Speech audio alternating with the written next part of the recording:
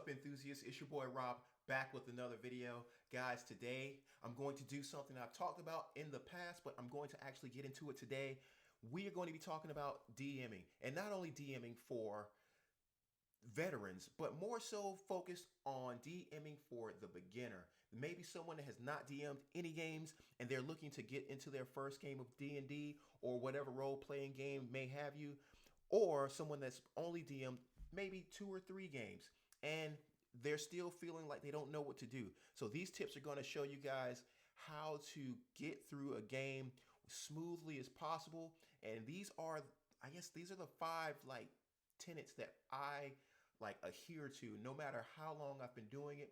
It's kind of like I developed my style over some time, and I've DM'd with, or I've played in D&D games with variety of people. I've had a variety of DMs, so I know what to look for, and I know what makes a game good, and I know what makes games boring.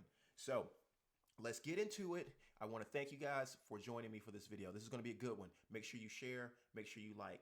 All right, guys, the key thing, this isn't like number one, but the key thing is keeping things simplistic. Keep it simple for now. When you're first starting out, you don't want to get all bogged down in your game trying to have a very complex setting and storyline. You want to keep things simple, especially if your player group is fairly new to the game. If you're dealing with veterans, then your mileage may vary. But if you're dealing with a group of people that are fairly new to role playing in a whole, you want to keep things simple, relatable.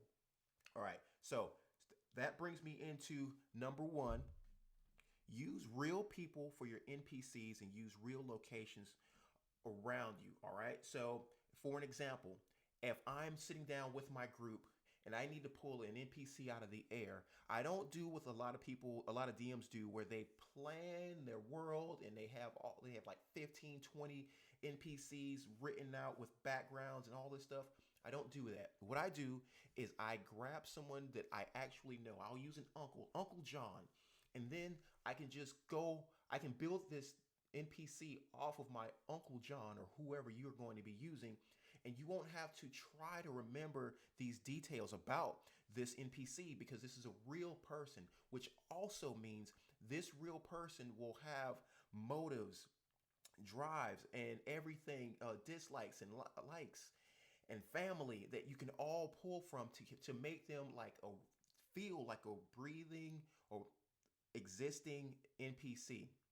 So again, I will use my Uncle John. He owns a little small market, like a fish market.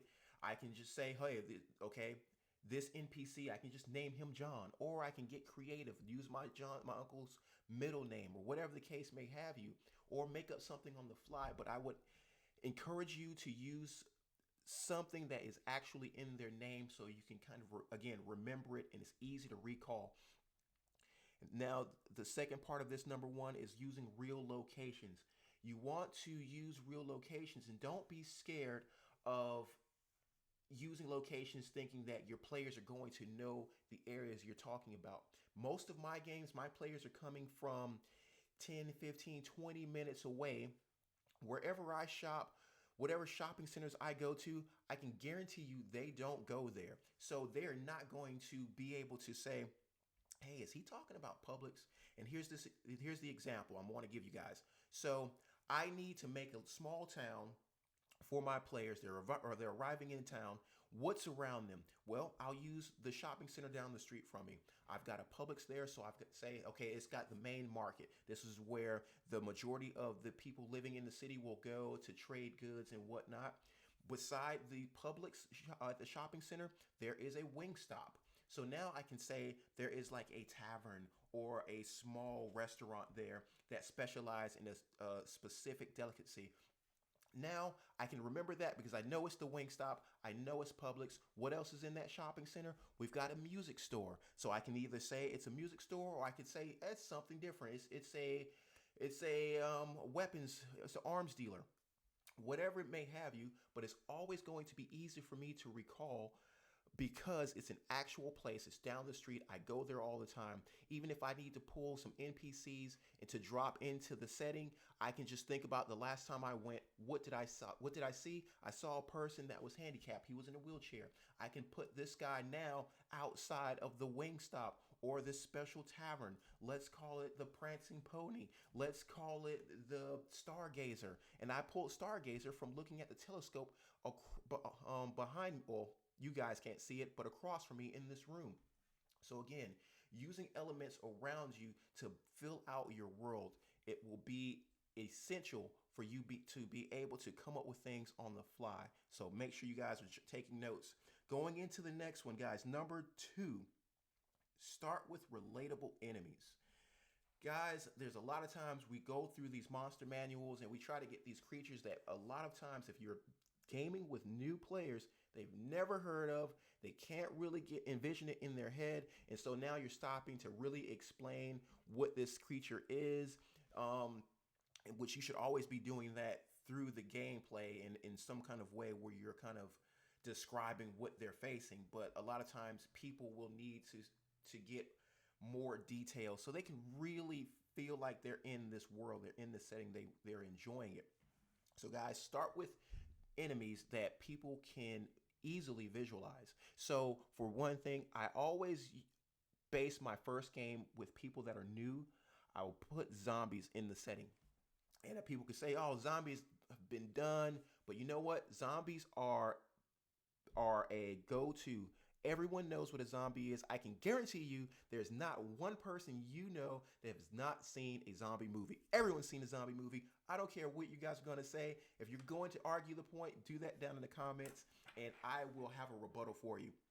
So guys, use simplistic, recognizable villains such as zombies, burglars, thugs, whatnot, things like that you can just kind of pull out of easily. Little demons, anything like that. You know, sometimes it's good not to even flip through the monster manual. Just say, okay, hey, everyone's on level 1. What we're going to do is we're just going to drop some zombies in. They're going to have 1, 2 hit points, and let your players have fun rolling dice to really get a hang of the game and get them into role playing. All right, let's go into number 3. Number 3 will be use your players' personalities against them. And I don't mean this in some derogatory sense. I mean this in a way like, if you've got a player and you know they love animals, let's just say they love cats. Put cats in danger. You don't have to do anything extremely cruel per se, but what you want to do is you want to draw that person's personality out from their character, because a lot of times, and no matter what, if you're playing with new players or veteran players, when you introduce a situation to a player that is relatable to them, that they have some emotional attachment to, they will break character. And that's what you want. You want them to, in a sense, break character, because you want them to really get emotionally involved in the story and what's going on. So I love the situations like that. So when I was saying a thing about the cats, put this cat in danger. You know, some goblin, some zombie has captured a cat and he's going to bite his head off. If you've got a person at your table that adores cats, they're going to want to spring into action. Whereas if it's a situation that you make up, and let's just say there are no players that just totally adore cats, they may say, you know what, it's not worth getting into combat with that zombie to save that cat. So you always want to play off the personalities of your players. Now you could say, hey Rob, what if I don't actually know any of my players? This is the first time we're all getting together. That's when you have a little social time before you start the game, or maybe leading up to the game, like a day or 2 out, just getting to know that person, maybe flipping through their Facebook, Instagram, whatever socials, and just seeing, you know, what's going on in that person's life. And it's not really to exploit that, but it is to use it to an extent. But you will get some really good reactions if you apply that to your next game. All right, moving on. Guys, the next one is going to be your pace and conflict. I believe this is number 4. 1, 2, 3, 4. That's right. This is number 4, pace and conflict. Now, a story that has a very bad pacing is no fun at all. A game that has no conflict is very boring. So you guys need to pace the downtime of your characters and then moving throughout the narrative of the story into the combats. What I typically do is we play about 3 hours max. And that's with a 30 to 45-minute break somewhere in between there, usually just before they get to a large combat that's going to eat up a majority of that remaining time. Guys, you got to pace yourself to an extent, but never grinding the story down. Let your players go to locations and scope the location out and get to meet people and everything like that. But if you start to see the game slow down, they're not knowing what to do, they don't know where to go, you need to go ahead and bump the pace up of the game, get them into combat, get them swinging. Never overuse combat, because I've seen that done, especially in fourth edition.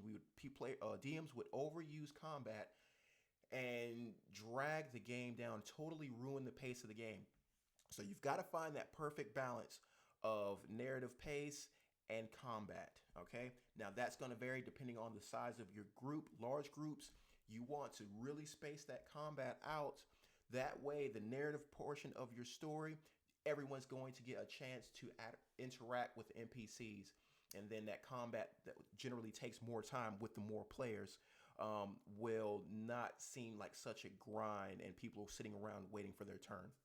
All right. Now, number 5, the last one. And I think this is a very important, this is very important. All right. Sorry, guys, drew a blank there.